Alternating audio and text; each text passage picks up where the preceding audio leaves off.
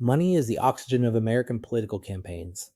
Candidates who can't raise sufficient funds can't hire staff, buy advertising, conduct polling, or sustain organization. The race to raise, sometimes called the money primary, begins before the official campaign and continues throughout it. And fundraising is both a measure of viability and a cause of it, because donors, activists, and media gatekeepers take fundraising totals as signals of electoral prospects. Early success begets further success. The legal architecture has three layers worth knowing. Hard money contributions made directly to candidates or party committees, subject to statutory contribution limits and full disclosure. For the 2024 cycle, the individual hard money limit was roughly $3,300 per candidate per election. Soft money, funds raised by party organizations and other groups for activities nominally independent of specific candidates, partially restricted by the Bipartisan Campaign Reform Act of 2002, the McCain-Feingold Law, and dark money political spending by nonprofit organizations not required to disclose their donors under IRS rules.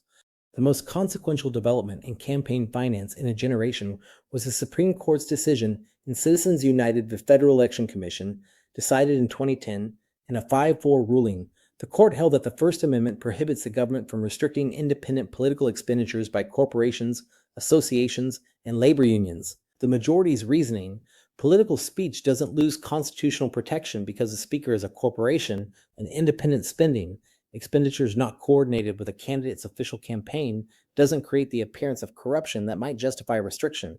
A companion case in the D.C. Circuit, SpeechNow.org v. FEC, extended the same logic to permit super PACs, political action committees that can raise and spend unlimited sums from corporations, unions, and wealthy individuals, provided they don't coordinate directly with campaigns. Super PACs have become major players in virtually every competitive federal race. The post-Citizens United landscape has dramatically increased the importance of wealthy donors. Total campaign spending in 2024 exceeded $15 billion across federal races, with outside spending by super PACs and dark money groups a growing share. The gap between what an individual can give directly and what they can spend through independent groups has created a stratified system.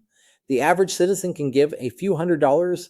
A wealthy individual can effectively spend without limit through the appropriate vehicles.